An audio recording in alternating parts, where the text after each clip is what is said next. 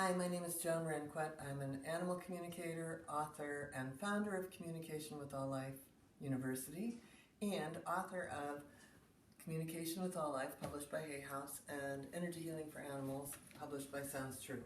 So what I wanted to do today is talk to you about grounding.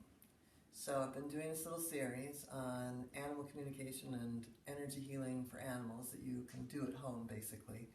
And one of the things that I find so fascinating is the idea of grounding. Now, many animals, whether they've had an injury or they've had a really terrifying experience, will do things like leave their body. They'll just kind of pop out of the top of their head, or they'll, you know that old saying, he was beside himself with grief. Well, often that's what you're going to find is if you get an animal that comes out of the shelter. I have one of those right here who's all stretched out, and you can't really see her, but Isabella here is my dog that was beside herself with grief.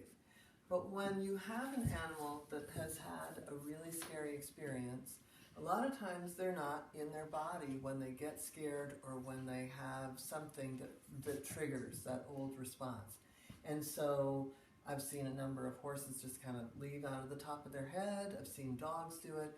And that's what makes maybe their behavior unpredictable or scary for the rider in a horse situation. And so I think of this as really what, if you know anything about the chakras, a first chakra challenge. And the chakras, the first chakra is really about safety, security, their tribe, their pack, their herd, their colony, their pride. And our household becomes their pack, their herd, their tribe, their colony. So we have to be really thoughtful about what it would be to put them back in their body. So often, I will do things just like, doing a little massage on the hind end. I'll do something that just reminds them to stay in their hind end.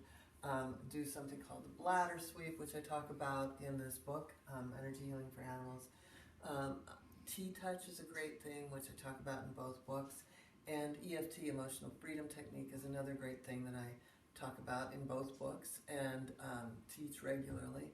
And EFT is tapping on the meridian points to bring them back in their body and to help them release the emotion. But the reason that these energetic body works are so important, because I love energy work, don't get me wrong. I wrote a book called Energy Healing for Animals, and I've been doing it for 1 billion years. But there are certain types of body works that we need to consider that have an energetic component that really put them back in their body.